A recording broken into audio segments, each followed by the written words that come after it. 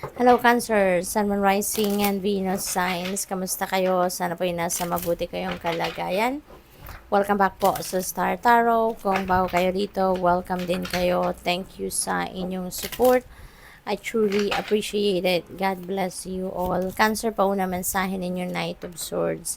Ayan, so magmamadali siguro kayo sa ngayon. Maybe there are situations na kailangan dito ng attention ninyo agad-agad, or maybe may mga sitwasyon na kailangan ninyong i-address agad-agad. That's why parang you can't wait any longer and you're going to go for it. No? Talagang magmamabilis ka ngayon sa pag-take action. We have Temperance. Ayan. So, this is about healing. This is about patience. This is about moderation, yung ganon. So, siguro, no, since katabi niya si Knight of Swords, maybe Cancer, you've waited for so long. You've waited for so long for this situation to, to unfold, no? So, siguro, nagpasensya, naghintay ka ng tamang pagkakataon. And now, maaaring ngayon nakita mo na it's about time na for you to take action, kaya magmamabilis ka na. Ngayon, siguro kung ano man ang sitwasyon na to, pinag-aralan mo na to, alam mo na, no, na ganito ang mangyayari. Kaya, ngayong na-figure out mo na, alam mo na, kaya kung hindi ka na magpapatumpik-tumpik pa, you're going for it, you're going to take action. What else? We have 7 of Wands. Ayan, so nasa defensive mode kayo sa ngayon, Cancer. So siguro merong mga nakabantay sa inyo, maaring merong mga taong, alam mo yun, naghihintay lang din ng tamang pagkakataon, no? Para ma-take down ka sa kung nasaan ka man sa ngayon. Siguro merong mga inggitero at inggitera out there sa paligid ninyo. And maaring merong mga nakakarating na impormasyon sa inyo, no? Na mga sinasabi ng mga taong ito. Kaya, kumbaga, nasa defensive mode ka na. No? Naghihintay ka lang din ng tamang timing, ng tamang pagkakataon din para harapin mo sila kung kinakailangan. So, choose your battles, no, Cancer? Kasi hindi lahat ng laban kailangan nating harapin. Hindi kailangang sa bawat hamon na dumadating, ihaharapin natin. May mga sitwasyon na kailangan nating pumili, no? Yung worth it naman sa oras, sa panahon, sa energy, sa effort natin, 'di ba? Choose your battles wisely. Queen of Wands. Ayan. So, napakaganda nito, no? Si Queen of Wands. Kasi kung ano man itong gusto ninyong gawin, kung ano man ang mga opportunity na meron kayo, na yung sumusulpot sa inyong mga oportunidad, you are ready to take action towards that. At ang maganda rito, kumbaga, kayo, all out kayo, no? Gagawin ninyong lahat, no? In your power para ma-achieve ninyo kung ano man ang mga bagay na ito. So, good luck sa iyo. We have death energy. Ayan, this is an ending and beginning energy. So, meron ditong mga pagbabago, no? There are changes that are going to unfold sa buhay ninyo sa ngayon. So, meron mga pagbabagong magaganap sa buhay ninyo sa ngayon, at ang mga pagbabagong ito ay yung mga gusto ninyong mangyari, no? Mga pinag-isipan ninyo to, pinag-aralan ninyo to, as in siguro matagal na ninyong minamanifest, no, ang changes na to, and here you go, na dumating na ang tamang pagkakataon para magsimula ka ng unti-unti, baguhin mo na ang inyong sitwasyon. So, napakaganda nito kasi decluttering your life ang gagawin din ninyo sa ngayon. Tatanggalin mo na yung mga bagay, tao, sitwasyon na hindi naman nagsiserve ng inyong highest good. Tatanggalin mo na rito yung mga sitwasyon sa buhay ninyo na hindi naman nagkakatulong sa inyo, na hindi naman na nakakapagdala ng positibong resulta or positibong epekto, no, sa buhay ninyo. And you are going to cut that cords, no, between you and whatever that is. Tao man yan, sitwasyon, or kung anumang bagay. Alright? So, tignan natin kung ano pa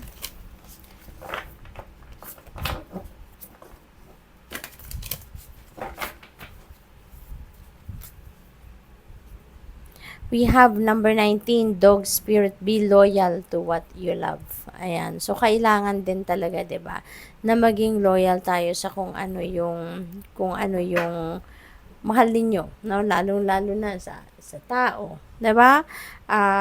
If you love a person, 'di ba, you need to be loyal. Kailangan natin 'yon. Kaya isang ingredient 'yan para sa isang masayang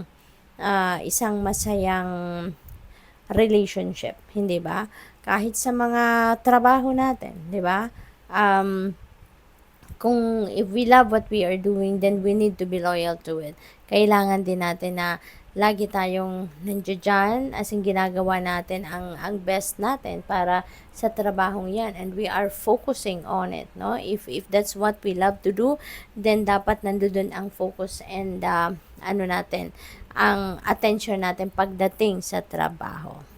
So what else? We have number 36, koi fish spirit. There is always enough. Okay? There is always enough. The universe has enough, no, for every one of us. Lahat tayo merong parte sa abundance ng universe. Kaya wag niyong isipin na sila lang ang mayaman, sila lang ang merong karapatang magkaroon ng maraming pera. Lahat tayo, no, we are all entitled, no, para sa abundance ng universe. Nagkakaiba lang tayo doon sa way of claiming that abundance, 'di ba?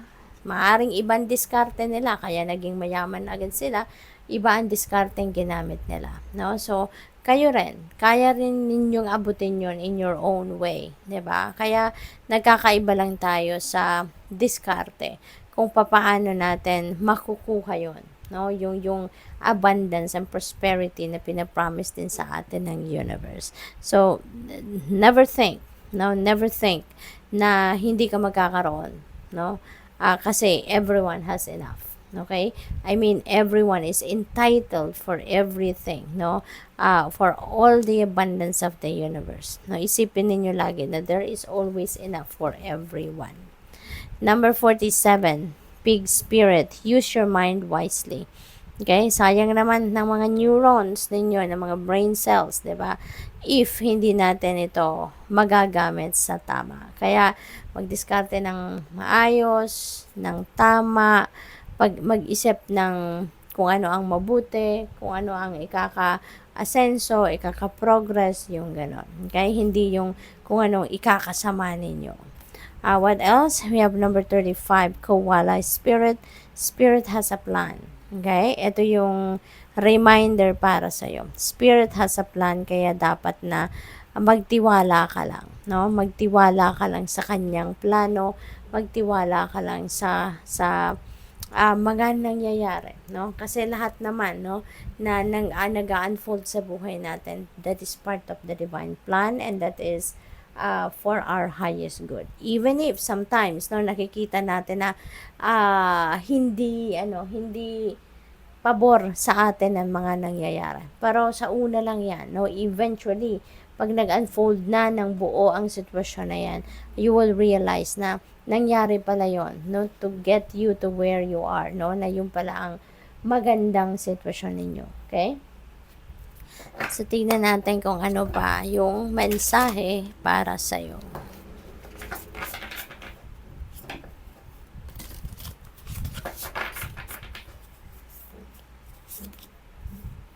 Natural healing power. Ayan. So, siguro, you are a healer.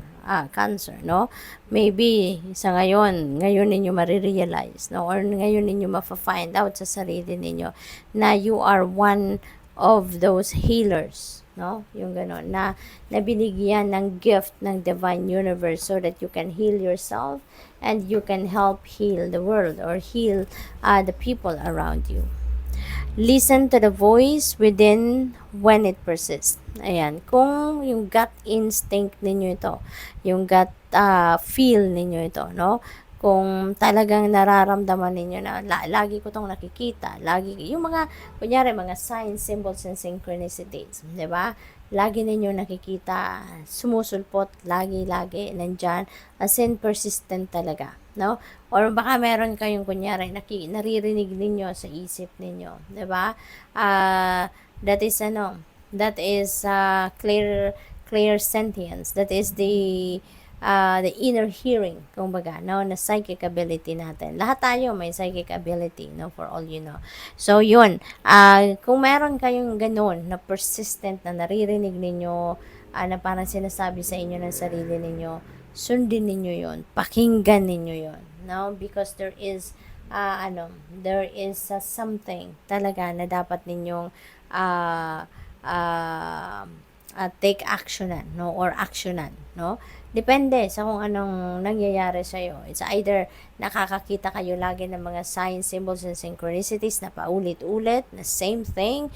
Maring lagi kayo nakakakita ng mga, kunyari, repeating numbers, no? Lagi, kunyari, nakakita kayo sa kung saan, sa cellphone ninyo, nakakita kayo 333, sa TV, nakita ninyo 333, meron dumaang sasakyan, nakita ninyo sa plate number 333, o kaya, nakita ninyo, pagtingin ninyo sa orasan, kung kailanman, tapos nakita ninyo 333. Now, that is an example na yung very persistent sa inyo ang message, no, then kailangan ninyong pakinggan yan, kailangan ninyong pansinin yan, because there is something in there na kailangan ninyong malaman. Okay, what else?